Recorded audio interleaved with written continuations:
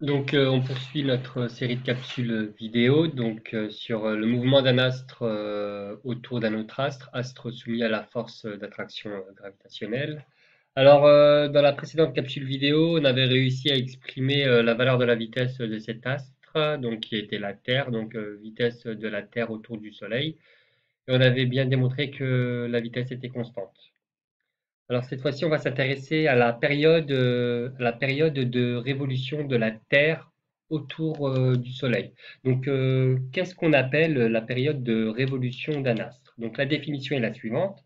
La période de révolution T d'un astre est le temps nécessaire à l'objet, donc ici la Terre, hein, pour faire un tour complet, un seul, hein, un tour complet sur son orbite. Dans notre exemple, l'orbite de la Terre est circulaire. Donc, euh, d'ailleurs, pour calculer le temps que met la Terre pour faire un tour complet autour, autour du Soleil, ben, il va falloir s'intéresser à la distance parcourue par la Terre et la vitesse à laquelle elle parcourt cette orbite. La longueur grand L d'une orbite circulaire. Effectivement, hein, la Terre, lorsqu'elle parcourt à la vitesse constante, hein, lorsque la Terre parcourt son orbite circulaire, lorsqu'elle fait un tour complet, eh bien, elle parcourt un périmètre, hein. L'orbite de la Terre autour du Soleil. Faire un tour complet, ça signifie parcourir un périmètre complet. Donc, quel est le périmètre d'un cercle? Quelle est la longueur de ce périmètre? Formule vue dans les classes du collège, 2πr. Alors R, effectivement, c'était le rayon de la trajectoire. R, donc le rayon de la trajectoire. Qu'est-ce qu'on avait noté précédemment? Donc la vitesse, oui, effectivement, donc la Terre fait un tour complet autour du Soleil avec une vitesse qui est constante. Et on sait que la vitesse moyenne, hein, étant donné que la vitesse est constante, on peut s'intéresser à la vitesse moyenne. La vitesse, c'est une distance parcouru par une durée. La vitesse de la Terre lorsqu'elle fait un tour complet, ben, c'est la distance, donc un périmètre, divisé par le temps nécessaire pour faire un tour complet, c'est la période de révolution. Donc on a V égale à D sur delta T, ça c'est une formule vue déjà dans les classes précédentes. D c'est 2πr, donc 2πr divisé par grand T. Effectivement, c'est un résultat qu'on obtient. C'est grand L, hein, 2πr, c'est la longueur, c'est le grand L tout à l'heure. Voilà, voici une manière d'exprimer la vitesse aussi, en faisant apparaître donc la période de révolution. Poursuivons notre calcul. Alors, on avait démontré précédemment que cette quantité-là correspondait à la vitesse de la Terre autour du Soleil. Mais là, on vient de démontrer précédemment que la vitesse, c'était 2πr sur la période.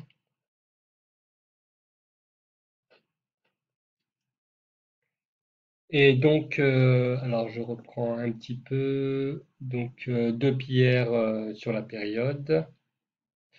Non, ben là, il n'y a pas besoin de mettre de choses, hein. On souhaite extraire T désormais.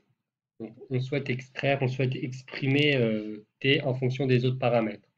T égale, on fait un petit produit en croix. Donc T égale 2πr fois 1, 2πr fois 1, le tout divisé par la racine carrée de GMS sur R. On peut arranger un petit peu cette expression. Alors, je vais poursuivre. Je me rends compte qu'il n'y a plus beaucoup d'espace. Euh, J'aurais dû laisser un petit peu plus d'espace finalement. Donc, je vais reprendre ici. Donc, on va tout élever au carré. Alors, je vais reprendre ici, hein. Je vais reprendre à cet endroit-là. Donc, cette quantité-là, je vais l'élever au carré. Donc, on va élever au carré. Alors, je vais montrer ici, je vous montre là.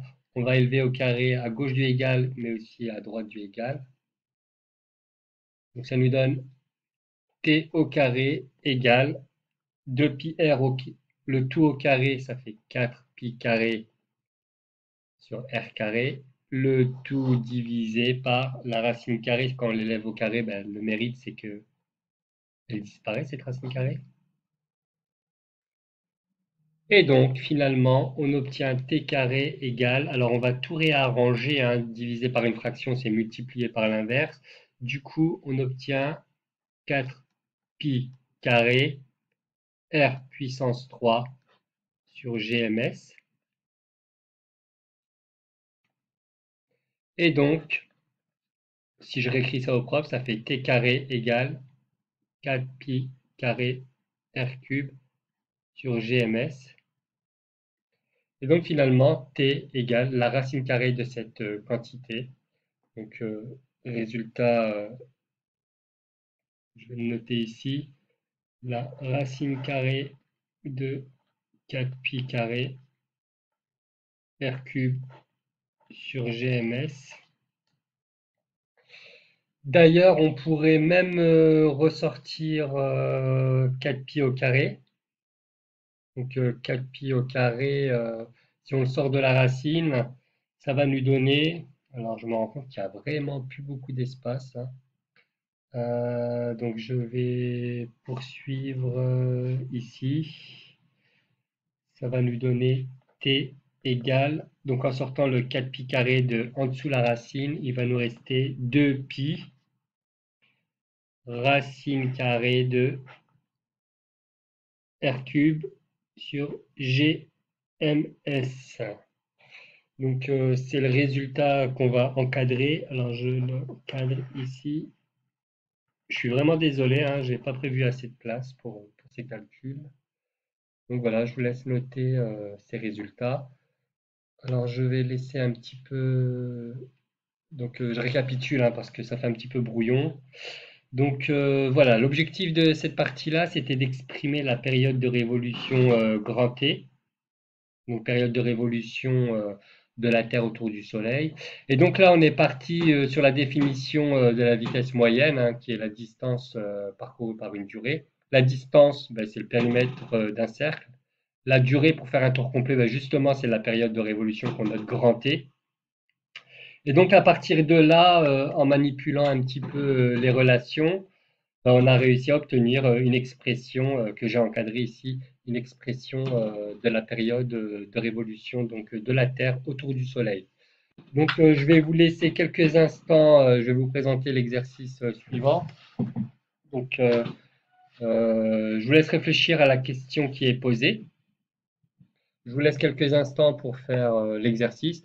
Et donc on se retrouve dans une prochaine capsule vidéo pour la correction de l'exercice. Donc voilà, je vous le remets correctement, l'exercice. Ça parle d'un satellite géostationnaire et la question c'est à quelle altitude faut-il placer un satellite géostationnaire? À quelle altitude par rapport au sol terrestre, hein?